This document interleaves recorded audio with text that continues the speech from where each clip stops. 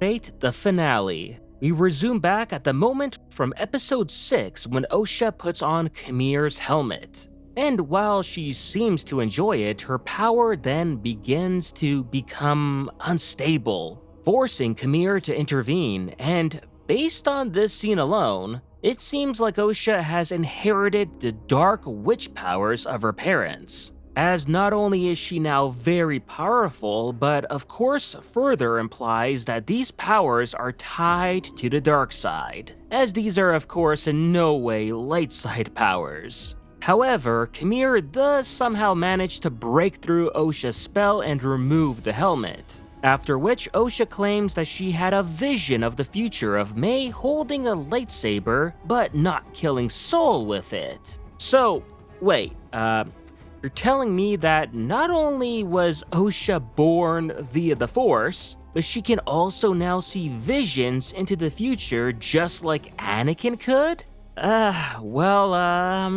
Okay then.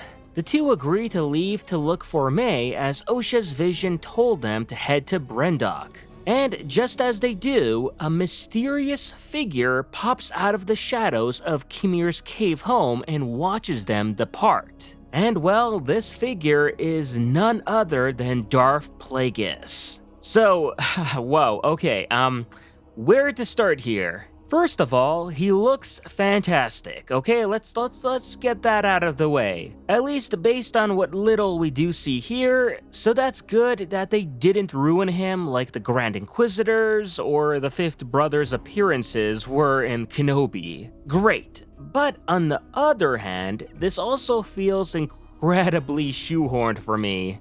Now granted, while the Plagueis book isn't canon, because going off by that, he should be a kid during the events of this show, but I just don't see why there's a need to force Plagueis into this when, in my opinion, Tenebris simply makes a lot more sense for this timeline. And with him, at least he wouldn't piss off the Legends fanbase, so yeah. At least not to this degree. Because now the implication is that Plagueis is already old in a series that takes place 100 years before the Phantom Menace, and he's presumably Khmer's Sith Master. And seeing as Plagueis is peering away from Khmer's home of all places, it's safe to say they're both cave roommates too. Now, where Plagueis was hiding out in that cave the whole time Osha was in there, I have no idea. Maybe we're gonna find out that Plagueis can go invisible for all we know.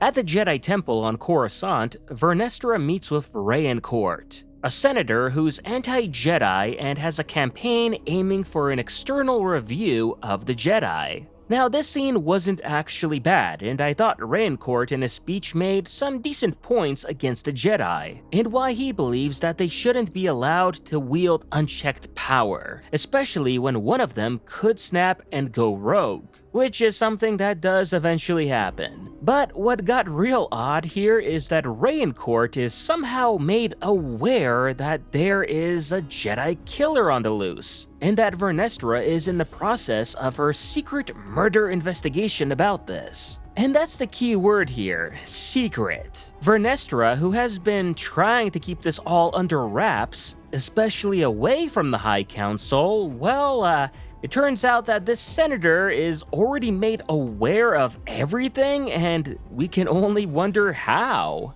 Is there perhaps a mole within the Jedi Order? Maybe Ki-Adi-Mundi? I don't know. And come on, if some senator knows all about the murder investigation, then surely Yoda and the High Council have to know too, right?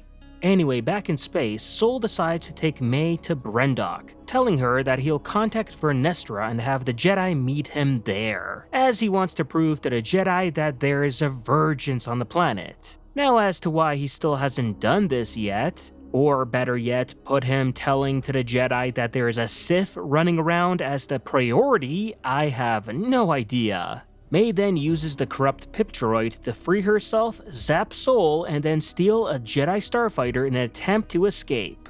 When Sol sees that May is beginning to fly toward Brendok, and knowing that her starfighter has no hyperdrive and is limited on fuel, He could, chill and let May run out of fuel and find herself stranded either in space or on Brendok, but nope. He instead uses his Jedi craft to chase after her like a madman, even to the point of ramming himself through an asteroid belt, which makes no sense as he could easily just had still followed May while being on top of the belt and not, ramming through it, and then not needing to worry about his craft suffering insane damage. But even then, Sol still somehow manages to make it through the asteroid belt in one piece, which that alone is hard to believe. But what is just as insane as that is when Sol is about to close in on May's starfighter, Basil shows up and randomly begins messing with the ship's wiring system,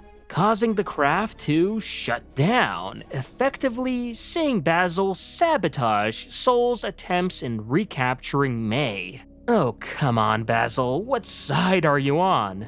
This again makes no sense, but despite this setback, Sol still manages to get to Brendok a little after May and begins to use the Force to sense where she could be hiding out on the planet.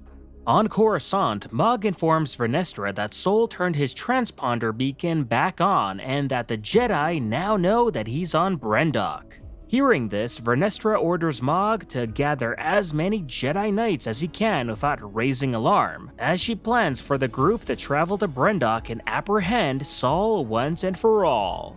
Osha and Kimir also arrive at the planet, with her telling him that Brendok has no spaceport, so that they'll have to use a landing site near the fortress. But, I'm sorry, what was the whole point of Osha turning off Kimir's cockpit here when, in the end, they both get to the witch fortress together at the same time anyway? And even so, why does Kimir let Osha take the driver's seat? Is Kimir supposed to be the passenger princess in his own ship or something? I don't know.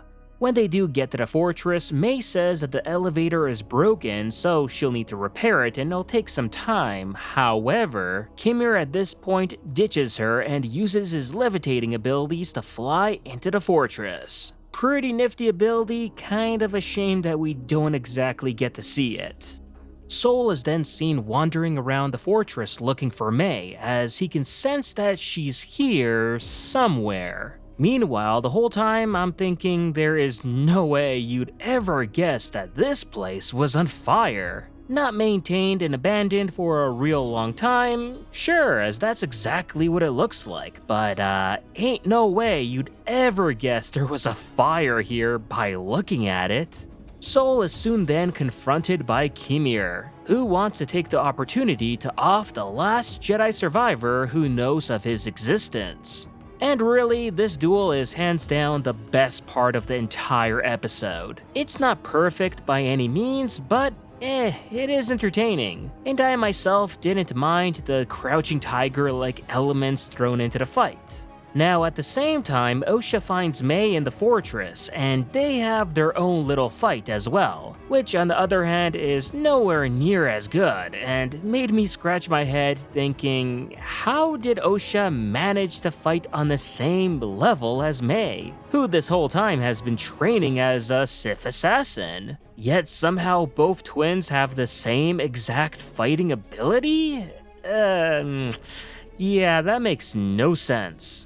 Anyway, Sol eventually manages to defeat Kimir once again, proving that Sol is truly a badass Jedi Master that no Sith Lord can lay their hands on him. Only for all of that to mean squat and make us forget about it all because May appears out of nowhere and disarms Sol like he was nothing. This also makes no sense, as in the previous Sol and May fight in episode 2, May couldn't even land a touch on Sol. He saw her every move before she could even make it. Yet here, you're telling me he couldn't hear May running straight at him? He couldn't react to this in time and then is beat by her in this quick 1v1? How in the world did Sol get nerfed this badly in a matter of seconds after whooping a Sith Lord like Kimir? It's all desperate writing to make May look good in this scene and find a way to have her, of all people, disarm him. Then when she does, Kimir begins almost repeating Palpatine's lines from Return of the Jedi word by word. "Good, May, good. Feel your anger. Strike him down and your journey to the dark side will be complete." However, she doesn't do this, instead choosing to throw the saber against some structure and, this somehow cracks the saber, exposing the Kyber crystal? Really now, are we made to believe that Soul's saber was made out of pasta or some cheap thin plastic? Seeing this leaves everyone looking confused on what just happened, with Kimir realizing May has done another flip-flop. Because now she wants Soul to live so he can confess his crimes of killing a demonic smoke monster to the Jedi Council. Soul keeps repeating that he did the right thing, but May has none of it. Soul then reveals to May that she and Osha are the same person, created by the Dark Witches using the Force through their vergence on Brendok, stating that it's an incredible power to do that, and very few in the history of the galaxy have ever been that powerful. He then also admits to killing Mother Anastasia, and it's at this moment that Osha walks in and picks up Soul's lightsaber, hearing that he had killed her mother. Osha struggles to process this new information, and while Soul keeps telling her that it was because he was trying to protect her, he the whole time fails to mention the most important bit of information, and that is her mother, in a very tense situation, turned herself into a scary smoke demon and began disintegrating May in front of everyone, whom Soul thought was Osha, and I mean, heck, even the audio description for that moment last episode literally says that Anastasia is possessing May. Yeah, possessing, that's not exactly a positive thing to do. Naturally, Soul saw this as a hostile move and had to make a split-second decision, and did so by eliminating the threat. And yeah, context like this is important. It matters. And the writers of this episode know this very much, and that's why they keep ignoring this part, as they constantly have Soul conveniently not reveal this at any opportunity that he has. And because Osha wasn't present in that moment, she had no idea that Soul killed a demon smoke monster, but assumes he was killing her innocent mother, who posed no threat and was just, minding her own business. Yeah, right. Had she known the truth, well, this scene would have probably played out very differently, that's for sure. But regardless, after hearing Soul's confession, Osha begins force choking Soul and kills him right there and then. Great, now Soul's weird obsession for Osha is never going to be answered. He even was going to tell her that he loves her right before she kills him too. Ouch. Not to mention, it's such an awkward scene too, as only moments before this, May was saying that she needed Soul to live in order to answer for his so-called crimes. But then she just stood there and let Osha kill him and didn't make a single peep. I guess we're left to believe that May flip-flopped again, which if so would totally be in her character by now because yeah, she is a master expert at flip-flopping, just like Osha. And then out of anger, Osha bleeds Soul's lightsaber, which, wait, hold up. How is this supposed to be at all possible? Especially when she doesn't even know what she's doing either. Yeah, I hate to break it to you, but bleeding lightsabers, it doesn't work that way. It's a whole difficult process that even Vader had to try so hard as to bleed his lightsaber. Not to mention how the entire thing took a major toll on Vader, and because that's how intense it's supposed to be.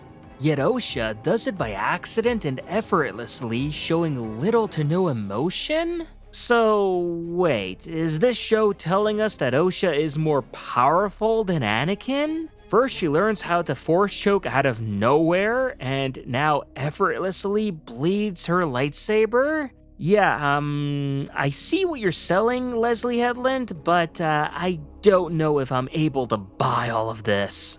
With Vernestra and her Jedi having landed on Brendok and begin approaching the fortress, the twins and Kimir quickly realize that they need to skedaddle away before they're found out. Yet when Vernestra does arrive and find Sol's body, she manages to sense Kimir and knows that he's behind everything. And this basically gives us a soft confirmation that yes, she was his Jedi Master. Which, well, just like any other mystery in this show, was anything but a mystery and incredibly obvious and in your face if anything. The sisters later meet up at their favorite Bunta tree and reconcile, with this intentionally supposed to be a very emotional scene and all of that with some awkward, whimsical music playing in the background. But well, what can I say, it's lacking that emotion big time. Kimir then shows up and lets the twins know that if he can sense them, so could the Jedi, and that they need to leave now. Osha then agrees to train with Kimir and become his Sith Acolyte, but only if he leaves May alone. Kimir agrees and wipes May's memory as Osha tells her that she'll find her again someday, and with that, Osha and Kimir leave May for the Jedi to find and arrest. Now, I have a couple of questions to say about this scene. First of all, why is it that Kimir is able to sense Osha and May's location, yet the Jedi need a tracker like Basil to find May? Why can't they also use the Force like Kimir and Sol instead of relying on this overgrown traitorous rodent? Secondly, how did Kimir even know how to mind wipe? Since when is that a Force ability that Sith or Jedi know? Not to mention, how is it that he specifically manages to wipe out only the past 16 years of her life like that? Shouldn't the mind wipe erase everything? How convenient is it that it's only the last 16 years? And lastly, why do Osha and Kimir leave even a confused and helpless May behind like that? Yeah, so much for a loving sister, that's downright cruel. I mean, if they really wanted to, they could have at least taken May elsewhere to a different planet, wiped her mind there, and then leave her free and safe on that planet. How exactly is leaving her to be arrested by the Jedi, not knowing what's going on, maybe later to be experimented on in any way, is an act of love by Osha? I thought these two sisters loved each other, and to make matters worse, Osha says that she'll later one day come find her. Again, why can't she just come along with them? If they plant her on a specific planet, Osha will always know where she's at. She won't need to find her. On Coruscant, the Senate grows weary of Jedi secrets, and with Rayancourt tattletelling on them, an entire investigation is launched into the Order. Vernestra, however, covers up what really happens by blaming the murders of Torben, Indara, Kilnaka, the 7 other Jedi on Kofar, and the witches all on Sol, saying that he was one flawed man who decided to go on a murder rampage and kill 50 people and then later commit suicide. And once again, none of this is making any sense whatsoever. Why does Vernestra decide to frame everything on Sol when it does not make any sense that he killed all the Jedi? Especially when there is video proof of May killing Indara, as well eyewitnesses that know Sol didn't do the murders. But it also makes the Jedi look bad that one of their own committed all of this. Like, seriously, this is the literal worst version of a cover-up story that you can make if you're trying to have the Jedi look the least amount of guilty.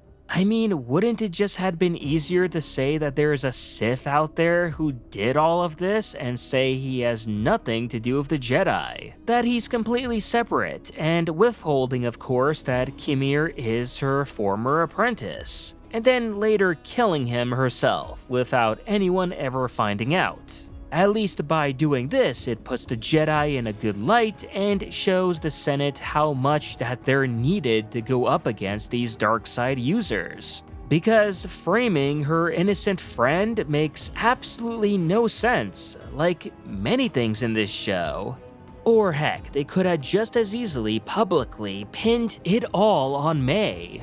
As after all, she actually was going around killing Jedi and started the fire in the Witch Fortress. Not to mention they have the actual evidence of her committing these crimes, and it would just be the most simplest and also honest way of telling the Senate what they need to know to get them off the Jedi's backs. But nope. Vernestra chose to lie and make the Jedi look as bad as possible, doing the exact opposite of what she was trying to avoid.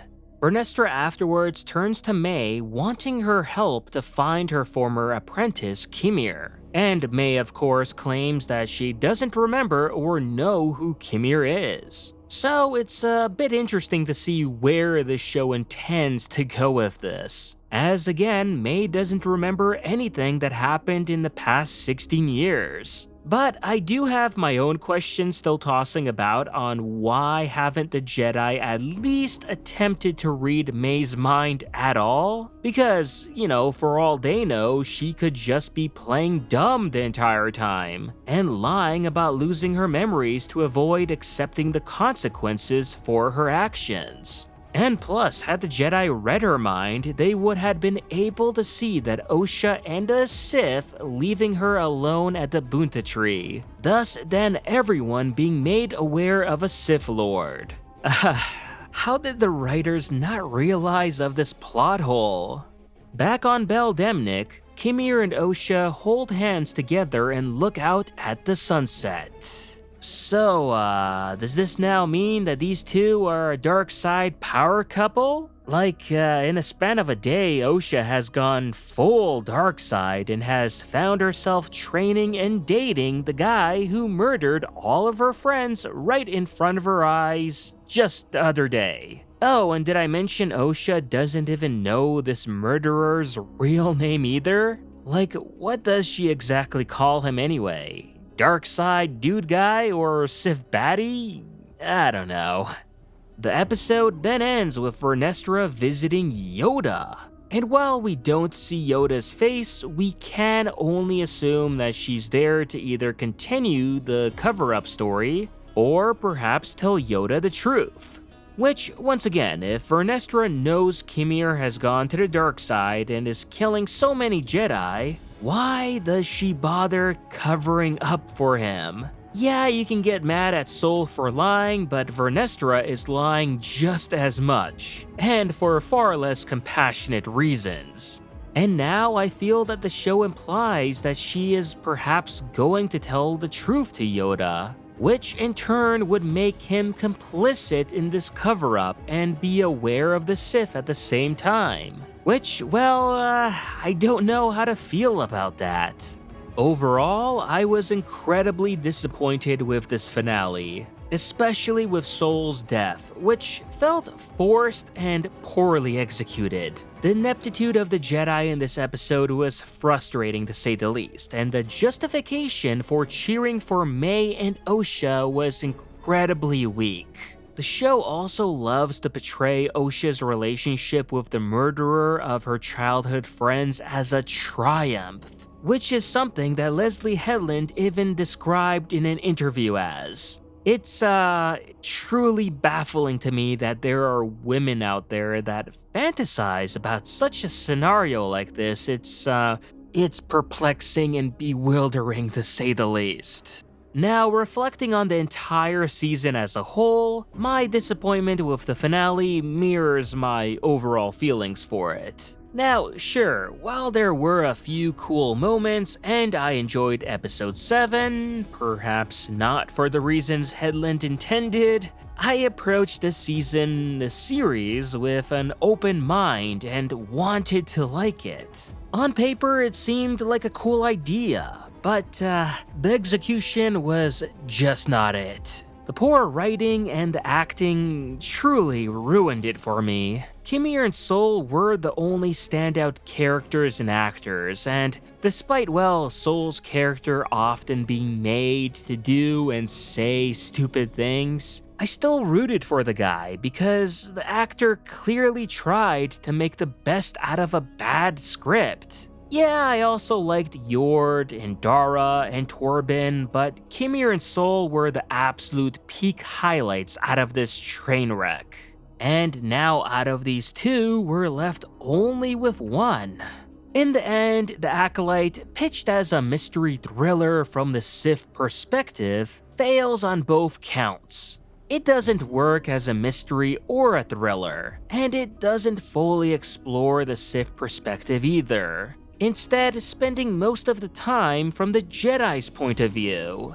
The core elements necessary for this genre are completely missing, and combined with the poor acting, writing, and unlikable main characters like Osha and May, simply misses the mark for being a great Star Wars show that we thought it truly had the potential to be. And that was my take on The Acolyte. Let me know what you all thought about this episode and this season overall in the comments down below. And if you haven't already, remember to like this video, subscribe to the channel, and I'll see you on the next one.